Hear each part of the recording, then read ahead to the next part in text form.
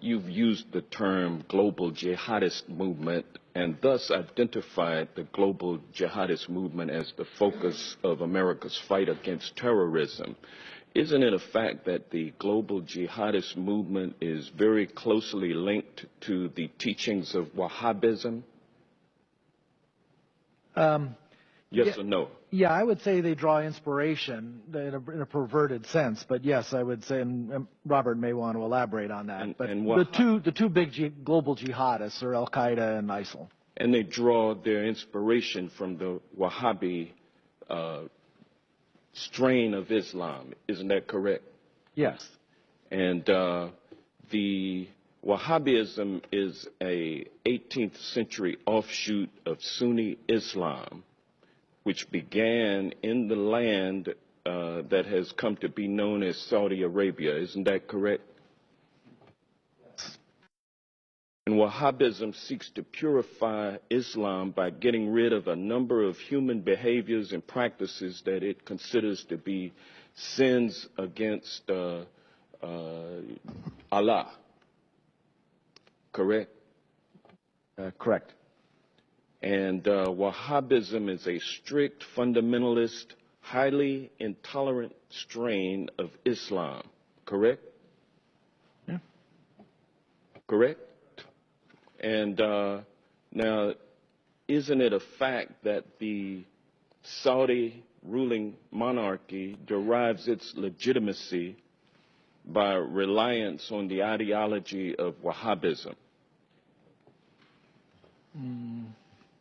You want to? The Saudis are riding a tiger. The Saudis are riding a tiger.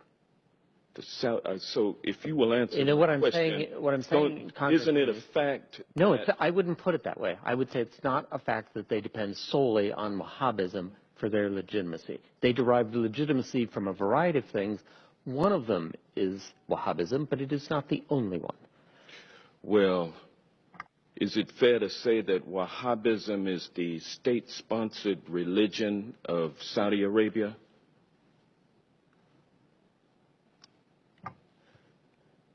Yes, the Saudi government sanctions Wahhabi imams in their major mosques. Well, as a matter of fact, the Saudi monarchy promotes Wahhabism through official state-sponsored mosques and through religious schools known as madrasas all over the world. Isn't that correct? Yes. And isn't it true that the Saudi government, Wahhabism throughout the world, based on its oil and gas revenue?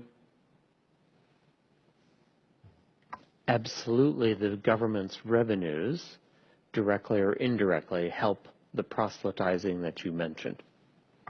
And the Wahhabism ideology lines up with the ideology of ISIL. Isn't that correct?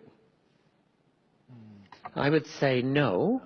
For example, the Wahhabis in Saudi Arabia, the official ones, do not kill Shia.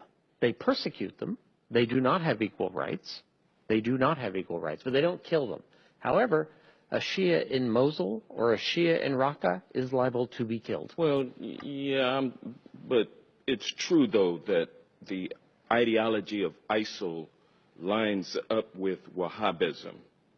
I would say it's a starting point, and then the Islamic State has taken it several steps farther. Yes.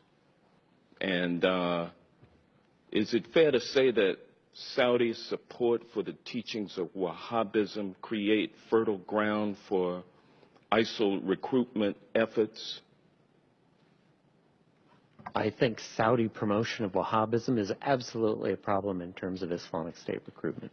And so we will be unable to defeat the global jihadist movement, which is based on largely Wahhabism, which is a state-sponsored religion of Saudi Arabia, without somehow enlisting the support of the Saudi royal family in withdrawing its financial support for Wahhabism. Is that a fair assessment? So in the discussion we had earlier about dealing with radicalization in the first place, this is what you're talking about, right? I think Saudi Arabia is a center of where that needs to take place. So there needs to be a discussion with the Saudis about their support for Wahhabism and how it should be treated and how they should think about it. So absolutely right. What was the latest amount of arms that we sold to Saudi Arabia? The latest shipment, I think it was, what, $100 million worth of arms? Well, there's support for the campaign in Yemen, but the arms sales that occur periodically are in the billions of dollars. Thank you.